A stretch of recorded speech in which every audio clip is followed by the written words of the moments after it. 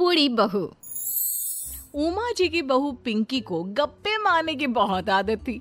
वो जब भी किसी के बारे में बातें करती तो बड़े बड़े गप्पे फेंका करती। आसपास के सब लोगों को पता था कि पिंकी बहुत बड़ी गपोड़ी बाज है। लोग उसकी बात पर विश्वास नहीं किया करते थे, लेकिन हाँ, उसकी बातें सुन सुनकर हंसते बहुत थे।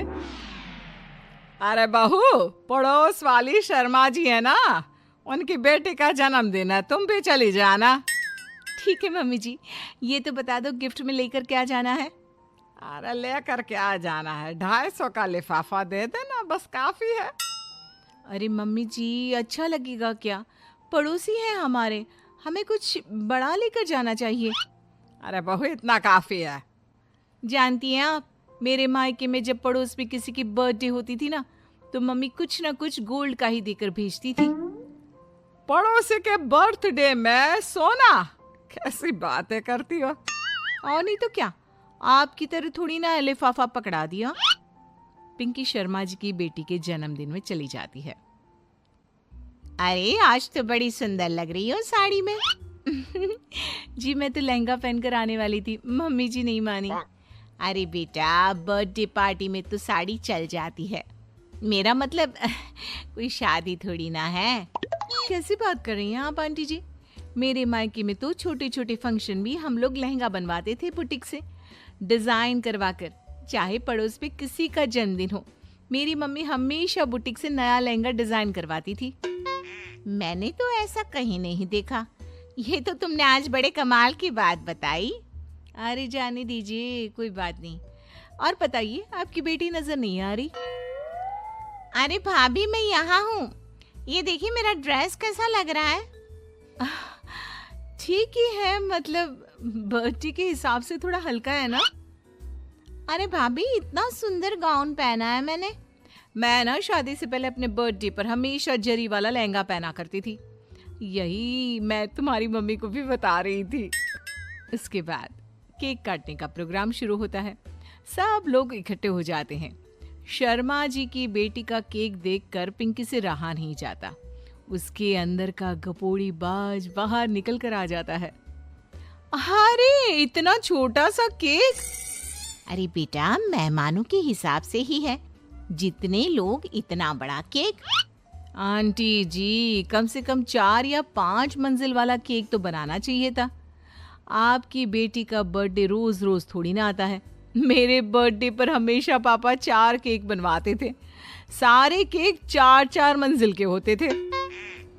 वहां पर सारे लोग उमा जी के मोहल्ले के ही थे और वो पिंकी के गप्पे मारने की आदत से अच्छी तरह वाकिफ थे, इसलिए सब लोग उसकी बात सुनकर हंसने लगे, लेकिन किसी ने पिंकी से कुछ नहीं कहा। एक दिन सुबह सुबह पिंकी ने अपनी सास से कहा, मम्मी जी, मेरे मम्मी पापा मुझसे मिलने के लिए यहाँ आ रहे हैं। अरे वाह, ये तो बहुत अच्छी बात है। उनके आने की तैयारी करो, अच्छा अच्छा खाना बनाओ। वैसे कब तक आएंगे? मम्मी जी फ्लाइट से आ रहे हैं, कल शाम को 4 बजे की फ्लाइट है। फ्लाइट? लेकिन बेटा, तेरा मायका तो यहाँ से 2 घंटे की दूरी पर है। तेरे मम्मी पापा फ्लाइट से कब से आने लगे? अरे मम्मी जी, आपको पता नहीं है, मेरे मम्मी पापा ना आधे घंटे की दूरी के लिए भी फ्लाइट का टिकट बुक करवाती है।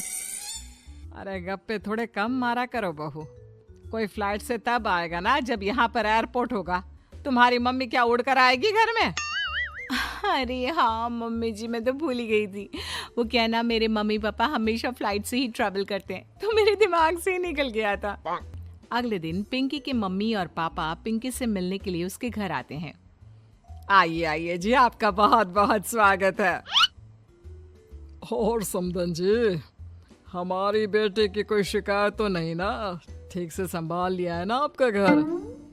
अरे मेरी बहू बहुत समझदार है, घर का काम बहुत अच्छे तरीके से करती है। बस थोड़ा ज्यादा बोलने की आदत है उसे, आपको परेशान करती होगी ना? बात तो आपकी सही है, उसकी थोड़ा ज्यादा नहीं बहुत ज्यादा बोलने की आदत है। लेकिन कोई बात नहीं, आपकी बेटी दिल की बहुत अच्छी है, बस थोड़ा बोलती ही तो ज्यादा है। पिंकी बेटा, इधर आओ, देखो तुम्हारे मम्मी पापा आए हैं। तुमने इनके लिए खाना तो बना लिया ना? वो क्या है ना मम्मी जी, आपसे एक बात कहनी थी। हाँ हाँ बोलो बहू, क्या बात है, डरने की कोई जरूरत नहीं।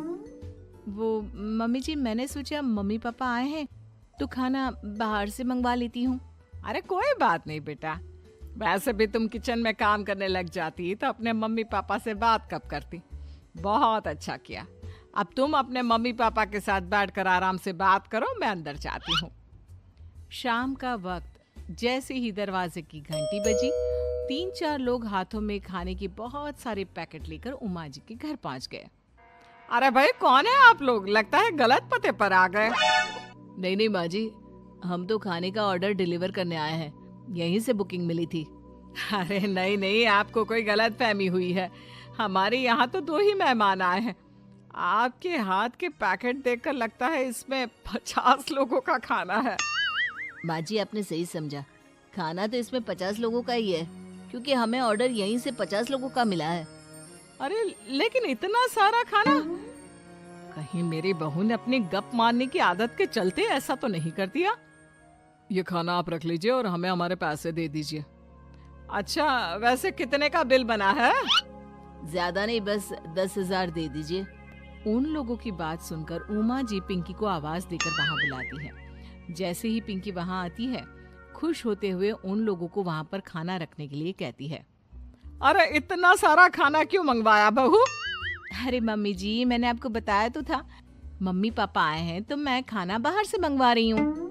ये बात सही है बेटा, लेकिन 2 लोगों के लिए 50 लोगों का खाना? अरे मम्मी जी, कुछ कम पड़ जाए तो अच्छा थोड़ी ना लगता है, और मेरे मायके में तो ऐसा ही होता है, एक्स्ट्रा खाना मंगवाते हैं हम लोग। तभी पिंकी के मम्मी और पापा वहां पर आते हैं।